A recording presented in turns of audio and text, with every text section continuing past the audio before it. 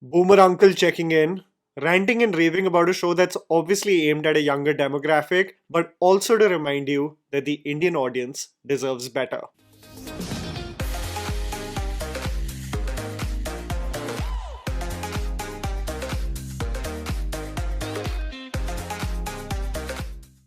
There is nothing better than the feeling of watching something amazing, a movie or a show that leaves a lasting impression on you. It motivates me further to share it with all of you, and hopefully, you resonate with the same. In contrast, I dread terrible content, movies or shows that are painful to sit through. But at least I have the silver lining of sharing that trauma with all of you.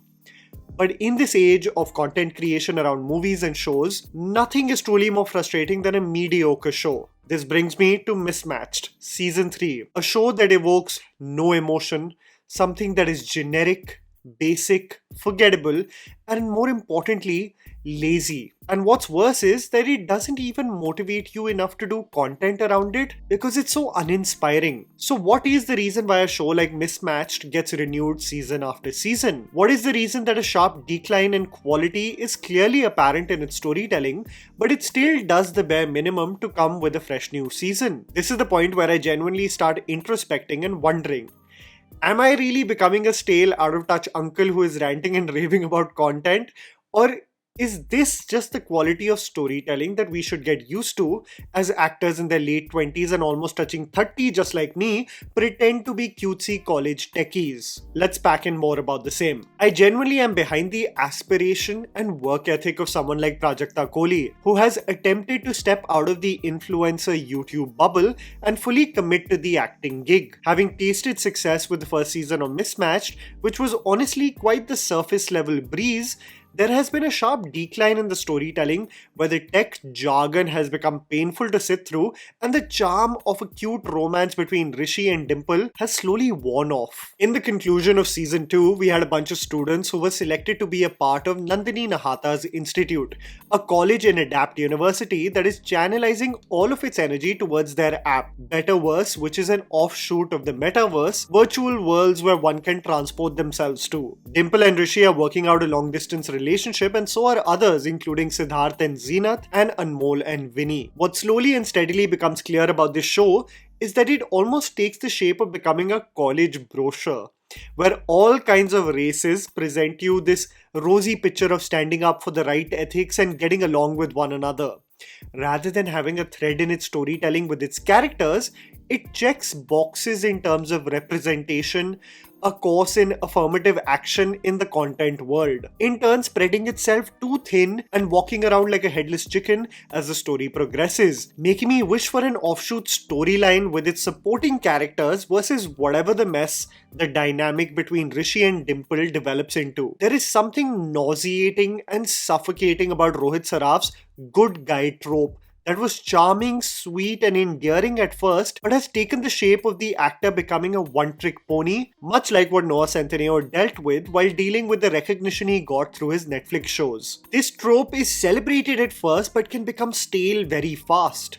The cheesiness of Rishi is the green flag we love on paper, but what's crazy is that it isn't actually the problem of the series. As you watch the show, you'll realize that the generic writing of this series is its biggest demerit, followed by Dimple, played by Prajakta, developing into one of the most unlikable characters in a teen romance. The moment the series has poetic dialogues like better verse ko better karte karte real verse worse na ho jaye, I realized it takes the shape of an echo chamber of an audience in a slam poetry session of sorts, clapping and clicking for the bare minimum, happy in their own delusional bubble. Ranvijay as Sid starts a rival college right next door to an NIT called LLIT, which Dimple joins, and the feud starts off on who has a more talented pool of students. The entire season is largely based on the personal relationships of the ensemble cast, with the backdrop of ensuring that the firewall of Betterverse does not get compromised. This is where Ritika, aka Rit,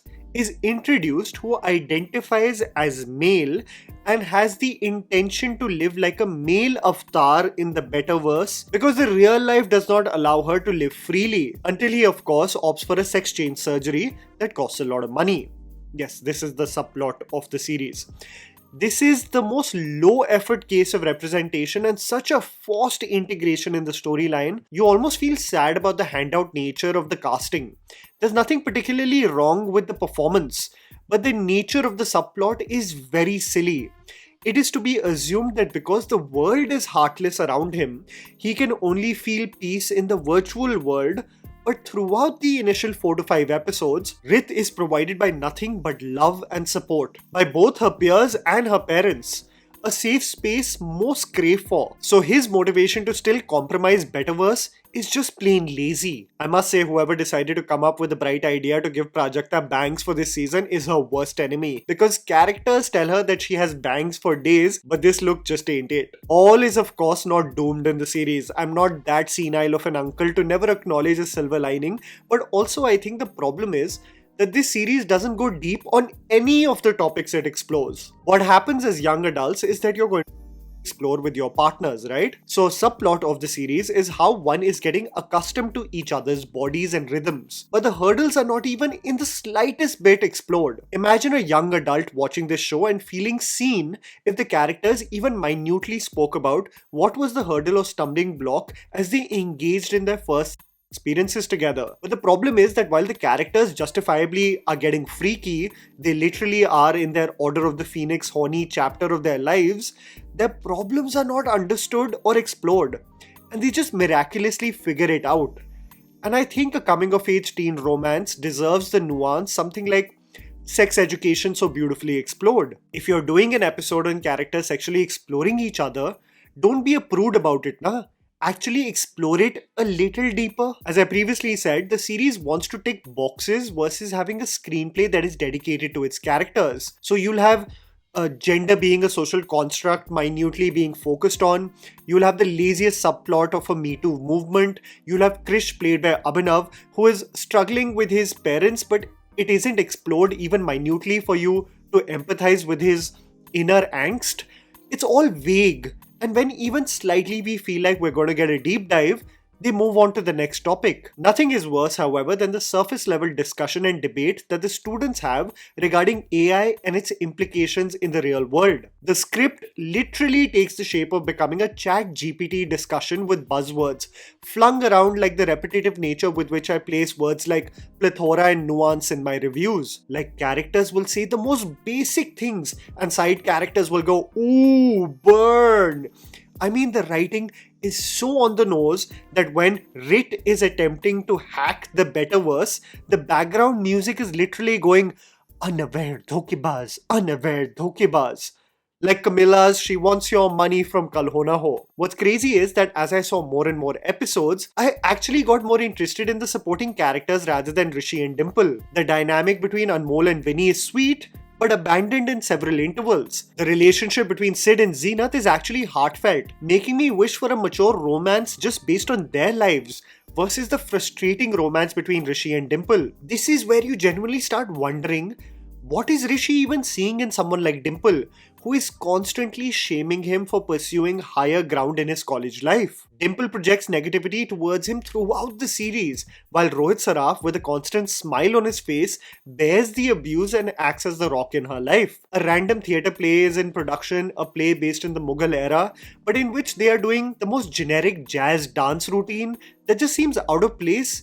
But what's funny is that I became more interested in Alif and his love for Garima Yagnik's character than whatever Rishi and Dimple were dealing with. I mean, you can only sit through so much of Rohit calling Prajakta Sona and Pucci and Baby, while Prajakta acts like a buzzkill cutting it off in every instance. The most endearing and honestly the best performance from the series is from Shiti Jog, playing the role of Dimple's mother.